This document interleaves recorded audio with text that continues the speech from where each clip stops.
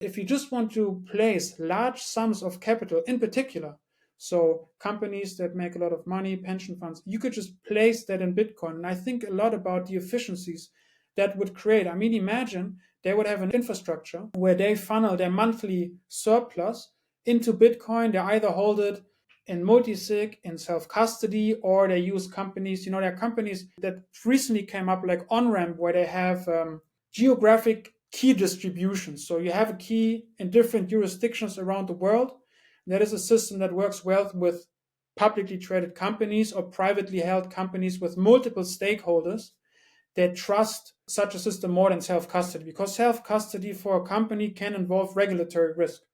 So I think if you would think about that, they funnel their money monthly into Bitcoin. It's being held in a secure way. It's highly liquid. So if they want to sell it, they can sell it. And if they want to lend against it, they can lend against it. Because if you want to again lend against real estate, you also have to appraise it. So let's say I'm a pension fund or I'm a successful company that sells any type of product, you name it, and I have money I want to invest on a year by year basis or month by month basis. If I want to do it with Bitcoin, I can do it every month. If I want to do it with real estate, I also have to wait till I have enough money to buy a specific asset, but maybe over time it has increased in price, where Bitcoin is divisible and much more accessible for that reason. So it allows the CFO of a company also to place capital faster and more efficiently. And if you want to sell the asset, you can. And if you own real estate and you want to obtain credit, it takes 3 months until you get the loan, because over time the asset changes in its structure, meaning maybe somebody wants to take a look at the asset again. Is it maintained well? Is the property maintained well? Maybe the individual at the bank you worked with left the job. Now there's a new person. They need to understand the rental income. They need to understand who lives in that building. They want to understand where that building is placed geographically. So that really takes a lot of time. And with Bitcoin, we have been using it also in our company structure. We have been placing some Bitcoin as collateral to obtain loans. And it took us literally 3 hours, whereas it takes 3 months to get a loan against real estate. So I think that also helps to understand that Bitcoin as an asset is superior to real estate in its functionality as a store of value and as collateral, because it's a digital asset by design, and it's a monetary technology that is highly liquid, and its frequency is so much higher than real estate. And if you think about it, that we live in a highly digitalized world, but our capital is locked up, illiquid, in tangible goods. It doesn't really make sense. So sometimes when I walk around and I see buildings and I think about how much capital is illiquidly locked up in those tangible objects, I think there's a mismatch between us living in a digital world. Mostly, I think there's around 5 billion internet users. So that is obviously, that's like more than half of the world are using the internet now and have access to the internet. So why is the capital locked up in illiquid tangible objects that are not accessible to the market? There's a mismatch here. It makes me think of, I think it was one of your talks you gave on stage. I don't know where it was now exactly. I mean, you've talked about this numerous times, but I think one of the most important things for just the average person, regardless of real estate or whatever it is this intrinsic value. I would love for you to explain just intrinsic value. And you laid out so beautifully on how people think it's this objective thing, when really intrinsic value is subjective. And people get so caught up in this world, and you get a lot of the Warren Buffett acolytes and all these different people, like it's just, and they all have their opinions on it. When in reality, it's like, if you just zoomed out and like paused and took a breath for a second, you'd realize, again, this is very common sense. So I'd love you to kind of break down the intrinsic, subjective versus objective here with the intrinsic value. Yes, because it's true. It's an argument that real estate investors use a lot, or it's a question that's being asked. Sometimes it's being asked in a certain way where you understand it's actually almost like an insult or some form of aggression. Gold people do it. Yeah, gold bugs, everyone, real estate guys. It's like, yeah. Exactly.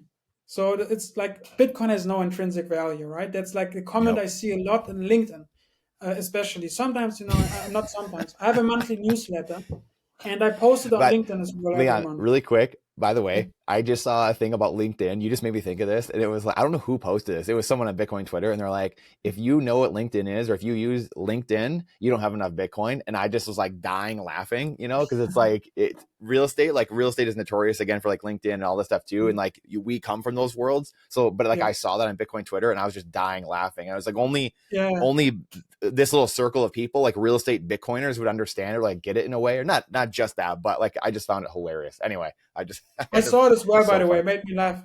Did you? Also. Yeah, no, made me laugh. So So I funny. post my newsletter like once a month on LinkedIn, and then sometimes people say, "Oh, but Bitcoin has no intrinsic value," right?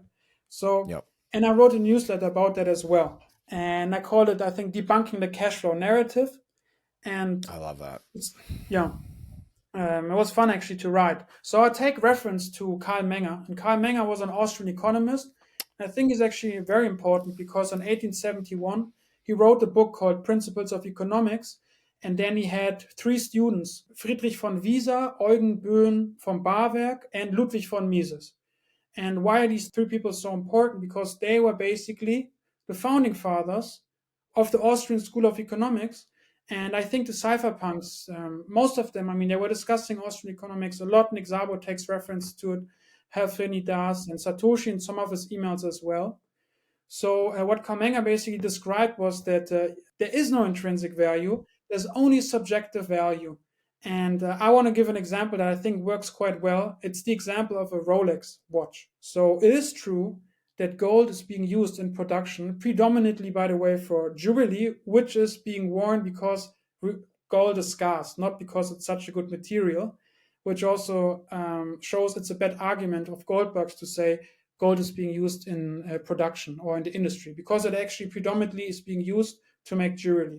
But that jewelry, right, the Rolex watch, is not so valuable because of the gold or because of the production that went into it. That's part of the cost or of the price, but it's because somebody's willing to pay a lot of it for it. And another good example is art. Totally subjective. That's the reason why Bitcoin has no intrinsic value, because nothing has intrinsic value. And it's also important that good money is being used for no other reason than being used as money. It's the same with gold. So it is true, there is the regression theorem that says some value must have been attached to a type of money before it was money for it to become money. And with gold, that was the case because it was used for jewelry. But gold specifically is such good money because it is used for nothing else than its purpose of being money, meaning it's a good store of value, good medium of exchange, and a good unit of account, right? So Bitcoin has no intrinsic value like gold, and real estate have no intrinsic value. Intrinsic value does not exist. Value is totally subjective. And the reason why Bitcoin has become so valuable is because it is so secure, and it's a network that allows people to securely store their value. And that is the value proposition of Bitcoin. The value proposition of Bitcoin, I mean, there are many, the separation of money and state being the predominant one, but that includes a network that allows you to store value because it is secure, because of all the energy that's being fed into the network. It cannot be controlled by a single entity. That's how Satoshi Nakamoto solved the Byzantine general's problem.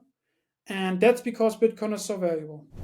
If you like that clip, then you definitely got to check out this next spicy clip. I think you're really going to like it. Come on, check it out.